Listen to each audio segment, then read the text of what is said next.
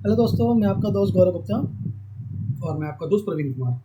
जैसा कि आप सब जानते हैं कि 1 अक्टूबर से नया टीसीएस एप्लीकेबल हो चुका है और हमने अपनी लास्ट वीडियो में आपके साथ बोला था कि नई वीडियो में कुछ एक्सप्लेन करेंगे आपके लिए। तो अभी हमारे पास काफ़ी इनफ क्वेश्चन आ चुके हैं। उस क्वेश्चन के बेस पे हम आपके साथ छोटी सी एक डिबेट के थ्रू आपको एक्सप्लेन करने की कोशिश करते हैं।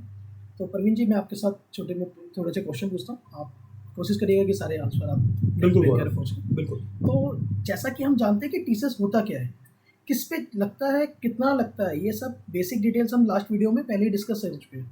तो अभी मेरा पहला क्वेश्चन ये है जो लोगों की तरफ से आया हुआ है कि एजुकेशन पे इसका कोई इफेक्ट आया है? अगर कोई एजुकेशन पे है और उन्हें रेमिटेंस करनी है तो कोई इफेक्ट पड़ेगा अभी? नहीं गौरव, TCS still remain the same from 1st of October also in education purpose, which is 5% over and above 7 lakh। और उसके ऊपर पॉइंट, अगर आपने कोई एजुकेशन लोन लिया हुआ है तो आपको 0.5% ही TCS पे करना है। ओके। अब जैसे कि टीसीएस एजुकेशन पे सेम है, बट इन केस अगर वो एजुकेशन पे नहीं होते हुए वो उनकी वहाँ पे जॉब लग जाती है, जब वो जॉब के बेस पे वहाँ पे फॉरेक्स में जाते हैं या कोई रेमिटेंस करते हैं तो क्या इफेक्ट आता है?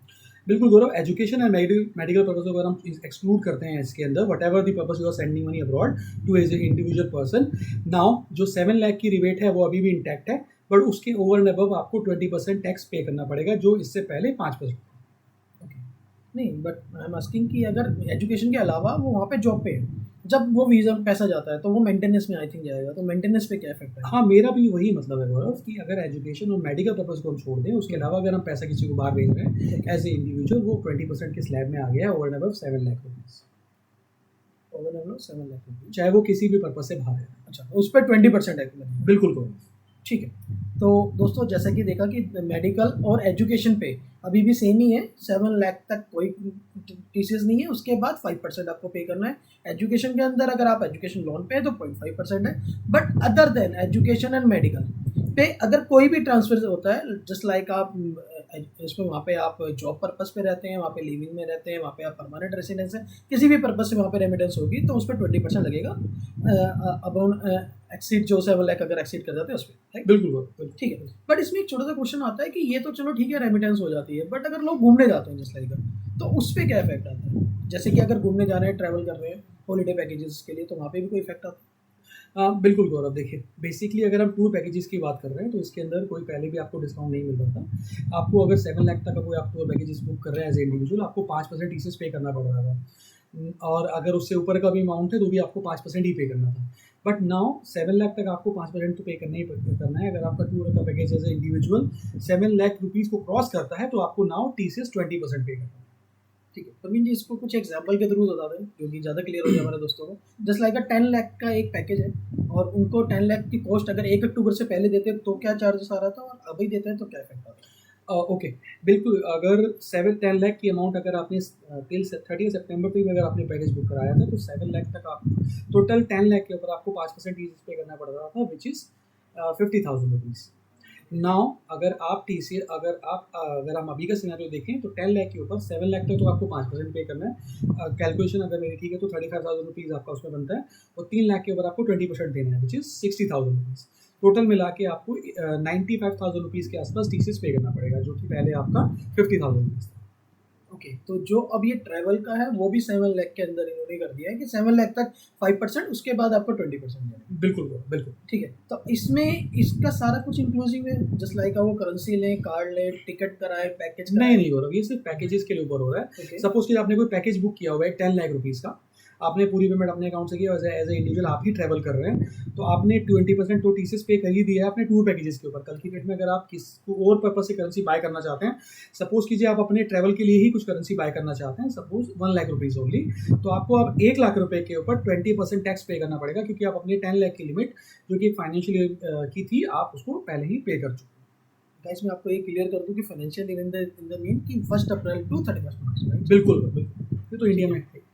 ओके। तो अभी ट्रैवल पे जो पहले 5% था वो 20% हो गया है, और वो भी ऑल इंक्लूसिव हो गया है कि अगर आप करेंसी भी लेते हैं तो वो उसके साथ दिखाना चाहिए या आपको उसको डिक्लेयर करना चाहिए। बिल्कुल ठीक। बिल्कुल। तो अभी हमारा एजुकेशन का पॉइंट क्लियर हो चुका है, आई थिंक आपको सबको क्लियर हो गया होगा। बाकी एजुकेशन के रिलेटेड अगर अदर भी आपको लगता है तो आप हमें क्वेश्चन करिएगा, हम आपका आंसर देते हैं। तो एक आता है छोटा सा, कई बार ना लोगों को गिफ्ट रेमिटेंस समझ में नहीं आती है कि gift remittance in the sense कि किसी का किसी से लिंक नहीं है, वो भेजते हैं, तो उस पर कोई इफेक्ट आया? क्योंकि सबसे ज़्यादा पैसा आई थिंक मेरे हिसाब से गिफ्ट रेमिटेंस और एनआरओ पे जाता है। तो पहले हम गिफ्ट पे डिस्कस करते हैं, फिर एनआरओ पे करेंगे। तो Okay. गिफ्ट में क्या इफेक्ट आता है? गिफ्ट में भी सेम ही है गौरव, एज आई टोल्ड यू कि अगर मेडिकल और एजुकेशन के अलावा अगर हम किसी को भी पैसा बाहर भेज रहे हैं एज ए इंडिविजुअल 7 लाख तक कोई टैक्स नहीं है, उसके over and above it is 20% applicable.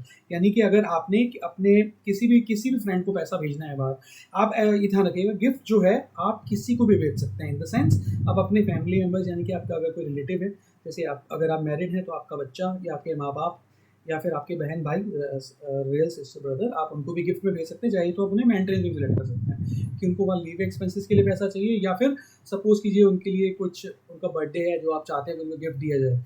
And अगर आपके कोई रिलेशन में नहीं आता है, आप उन्हें भी गिफ्ट भेज सकते हैं, जैसे कि आपके फ्रेंड्स, और अगर कोई जानकार है जिनको भी आप पैसा भेजना चाहते हैं, उन्हें भी हम गिफ्ट में पैसा ट्रांसफर कर सकते हैं। मतलब किसी भी अननोन पर्सन को हम पैसा भेजना चाहते हैं, हमारा उनसे कोई रिलेटिव रिलेशन नहीं है, फिर भी हम उसको पैसा एज ए गिफ्ट पैसा भेज सकते रिलेशन हैं। है बट हम उसको डिस्क्राइब नहीं कर सकते, मतलब एज एन डॉक्यूमेंटेशन के थ्रू हम उसको बता नहीं सकते। बिल्कुल, हो भी सकता है कि आपके कोई कज़न ब्रदर हो या कुछ भी हो, बट अगर कोई रिलेशन के अलावा, मैं अगर कोई ब्लड रिलेशन के अलावा अगर हम पैसा किसी को भेज रहे हैं तो ये गिफ्ट में ही रहेगा। ठीक है, इसके बाद एक बहुत बड़ी ट्रांजेक्शन होती है, आई थिंक आपको पता है कि एनआरओ ट्रांजेक्शन। जस्ट कोई भी अपनी एनआरआई में ट्रीट हो जाते हैं तो अपने एनआरओ अकाउंट से अमाउंट करते हैं, तो उस पर क्या इफेक्ट आया कि अगर एनआरओ से करते हैं, क्योंकि वो नॉर्मली बहुत बड़ा अमाउंट होता है, 2 करोड़ 2.5 करोड़ समथिंग। नहीं गौरव, उसके अंदर भी कोई चेंजेस नहीं है, पहले भी टैक्स आपका एनआरओ अकाउंट में नहीं एप्लीकेबल हो रहा था और अभी भी एप्लीकेबल नहीं है, ओके, तो उसमें टीसीएस कोई है ही नहीं आपके पास। मतलब एनआरओ पे कोई टीसीएस एप्लीकेबल नहीं होता है। ठीक है, तो आई थिंक गाइस हमारा सब कुछ क्लियर हो गया होगा। Education, gift, NRO, other than education, medical पे आपने जैसे बताई है कि 7 लाख तक कोई टैक्स नहीं है, उसके बाद 5% टैक्सेस है। बिल्कुल गौरव। ठीक है, एंड अगर जैसे हम जाते हैं, एक आता है कि कार्ड के ऊपर क्वेश्चन आता है कि हम डिफरेंट डिफरेंट कार्ड को यूज़ करते हैं और पेमेंट जो हमारा मोड है वो अलग अलग है, तो कार्ड का क्या सजेस्ट करेंगे कि फॉरेक्स कार्ड ले जाना चाहिए, करेंसी का ले जाना चाहिए, या उस पर क्या टैक्सेस है? थोड़ा सा एक ब्रीफ एक्सप्लेन करके आप उनको बताइए कि कार्ड पे क्या इफेक्ट आता है। देखिए, बेसिकली अगर आप ट्रैवल कर रहे हैं, वट एवर दी रीजंस, जिस स्लैब में जिस पर्पस से आप अपना ट्रैवल कार्ड बाय करना चाहते हैं, उस स्लैब के हिसाब से आपको टीसीएस पे करना है, which is very much clear. Suppose कि मैं घूमने जा रहा हूँ, अगर आपकी लिमिट क्रॉस हो गई है तो 7 लाख की लिमिट क्रॉस हो गई तो आपको 20% टैक्स देना है। मैं एजुकेशन के लिए जा रहा हूँ तो 7 लाख के ऊपर आपको 5% टीसीएस पे करना है। तो ये टैक्स स्लैब में बिल्कुल कोई चीज़ नहीं है, as per the purpose you have to pay TCS. ठीक है, बेसिकली अगर आप ट्रैवल कार्ड क्या होता है, basically it's a plastic money.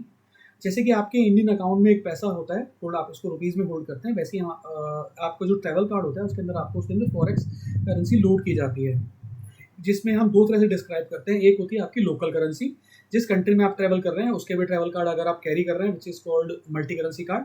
और एक कार्ड आपका डिफरेंट कार्ड भी हो सकता है, जिसमें कि अगर आप पर्टिकुलरली ऐसी कंट्री ट्रैवल कर रहे हैं जिनकी लोकल करेंसी कार्ड में अवेलेबल ही नहीं है, तो एक सिंगल करेंसी कार्ड भी आपको अवेलेबल होता है, जिसमें ये आपकी कन्वर्जन फीस एप्लीकेबल नहीं होती है। कन्वर्जन फीस बेसिकली कि अगर आप सपोज करते हैं यूएस आप ट्रैवल कर रहे हैं, यूएस के अंदर आपने यूएस डॉलर्स लोड कराया है, तो आपको उसमें स्वैपिंग लिमिटेड फ्री मिलती है, कोई भी आपको एक्स्ट्रा चार्ज नहीं लगता है। इन द सेंस कि अगर आपने $100 भी खर्च किया है थ्रू पीओएस मशीन, तो आपको कोई भी एडिशनल चार्जेस नहीं देना है। जिस वेंडर को आपको ₹100 पे करना है उसको ₹100 मिल जाएंगे, ना ही आपको कोई एडिशनल चार्जेस के ऊपर बियर करना पड़ रहा है।